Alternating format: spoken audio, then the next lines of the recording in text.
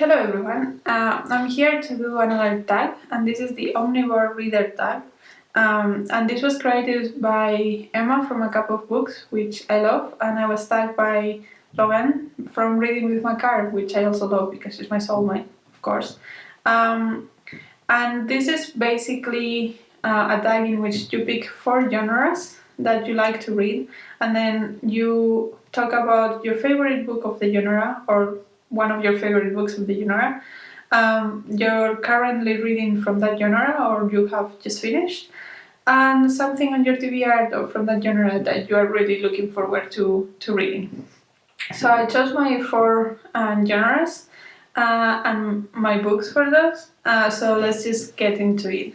The first one that I chose is magical realism. And for this one, nobody's surprised.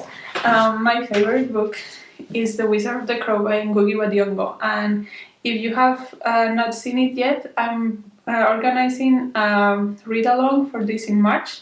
So I will link the video announcement and the Discord down below if you want to join.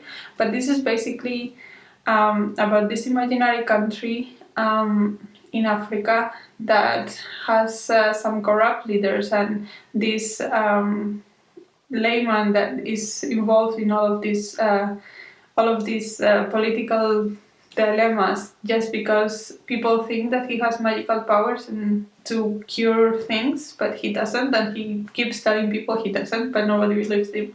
And it is very sarcastic. It is very interesting, and I love it. So I'm looking forward to read it next month. Something that I have recently finished that is also magical realism is The Famished by Ben Okri, who is also an African author, and this one follows Sara, who is a little boy that is kind of trapped between the spirit's world and this world. He almost died at some point, so he is very connected to the spirit's world, but he decided to come back to Earth, and we see him dealing with both worlds and the difficulties of that. And also, it is also very political. Ben Okri is always a very political writer, and this also has a touch of that because Azareen is poor and his parents are struggling to survive, and there's a lot of talk on how to improve the life of poor people. So yeah, I really like this one actually, and I'm currently reading the second book on this series because it's a series, and it's called Songs of Enchantment. So yeah, I'm also enjoying that one so far. And the one that I want to read, obviously, would be the third one of this trilogy once I finish the second one, and the third one is called Infinite Riches. So yeah, I don't know what it's going to be about because this one was more on the real world, and Songs of Enchantment is more rooted on the spirit's world. I don't know what Infinite Riches will be like. Maybe we are slowly falling into spirit worlds to the end of time. I don't know, but yeah, I'm really enjoying that trilogy. So that's what I'm reading and what I want to read. For the second genre, I chose historical fiction, and this one for me is more of a comfort genre. It's something that I read and I enjoy, but it doesn't stick with me normally. But one that stuck with me, and it's a bit different because it's a play. It's In the Next Room, or The Vibrator Play by Sara Ruhl. I read this with my book club, I think a year or two ago, and it's something that I have not heard many people talk about, maybe because it's a play, but it's just so funny. It's set in the 1850s, around this set of women that are connected somehow to this doctor.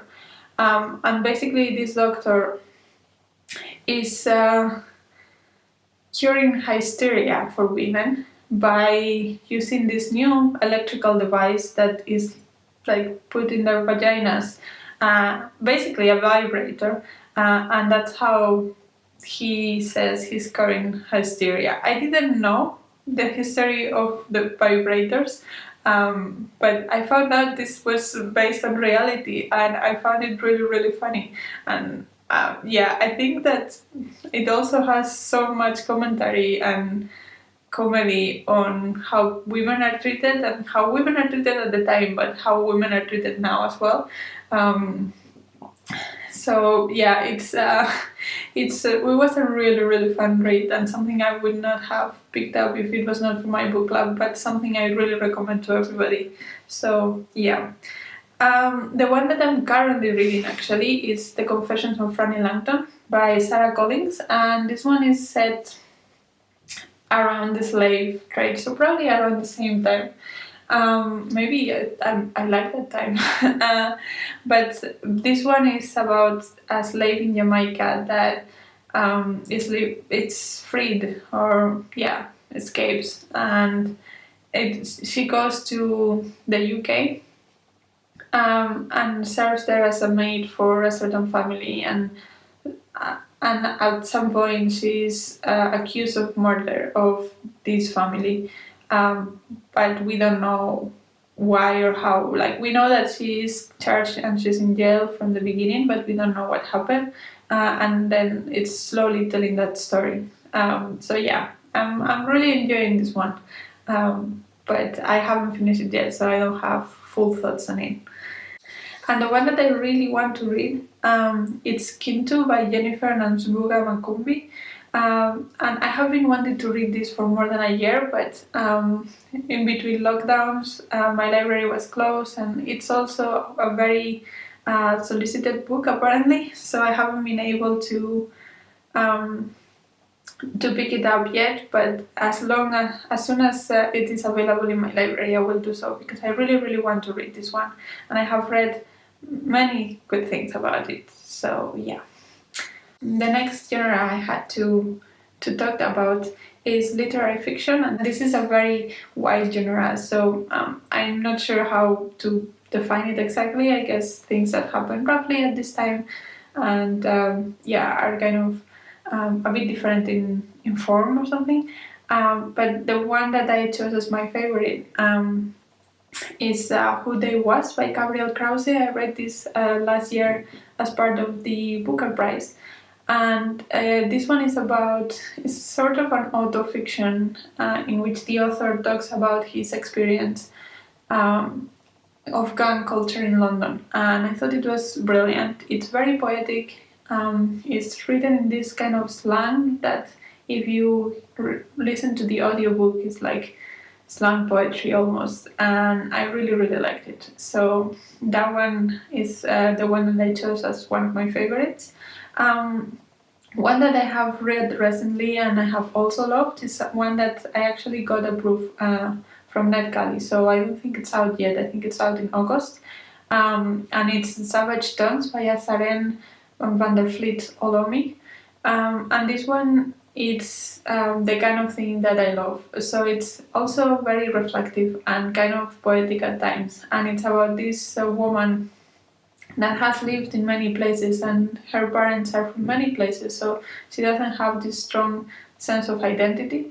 And she talks about that, but also the main plot of the story is about this woman going back to Spain, where she had an abusive relationship when she was a teenager with this older man, and the conflict of feelings that he has about that, because it's not black and white like we almost always like to think about of this was bad and she would recognize that in the future, but she still has feelings for this man. It was a very important man in her love life, and I really love the exploration of those topics. So yeah, that one I would recommend. And one that I really want to read pretty soon is The Rain Heron by Robbie Arnott. And as I understand, this one is an Australian book about environmentalism, as far as I understand. And it's beautiful. And I have heard all the Australian booktubers rave about it, so I want to read it. And hopefully it will be soon. So yeah, that one is the one I picked. And then the last genre I I chose is also one of those broad things. It's non-fiction. Of course, there is a lot of genres within non-fiction, but it's normally treated as a genre on its own, so I decided to go for that. And the one that I have chosen as one of my favorites is The Shock Doctrine by Naomi Klein. She wrote this a while ago, and it's about how politicians take advantage of very traumatic events in the history of a country to pass very abusive legislation without nobody noticing, and how that dynamics work. And I think it's especially prevalent right now because of the corona crisis, and a lot of things that politicians are doing, claiming that it's because of the corona crisis, but they will probably continue to do once it's over. So I think it's a very important book, especially right now, to be aware of these things and try to fight them as good as we can. So yeah, I will say that one, it's a great read, especially for now. One that I have recently finished that I also really liked was The Hidden Face of Eve by Nawal El-Sadawi, and I read this as part of my Invisible Cities project for Egypt.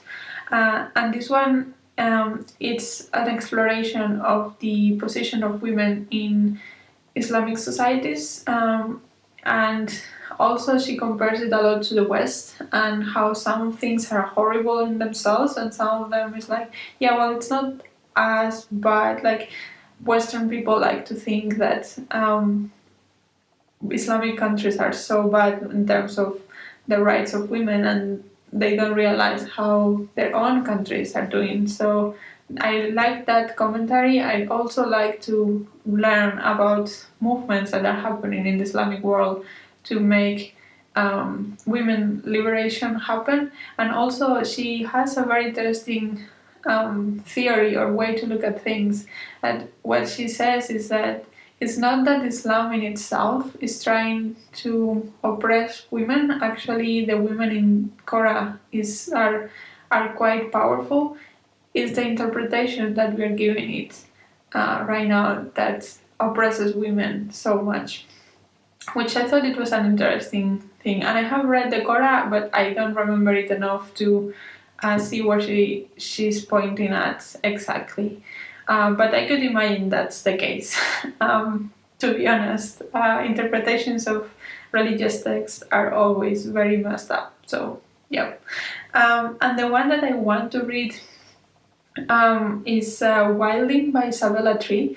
And this one is about Isabella Tree, I think, with her husband, bought an old farm, and instead of like trying to rebuild the farm to be what it used to be, they decide to go through this process of rewilding, which is a sort of newish concept in the natural natural world, in which instead of like making these crops happen as you want, you just let nature do its job and regenerate the land and the soil.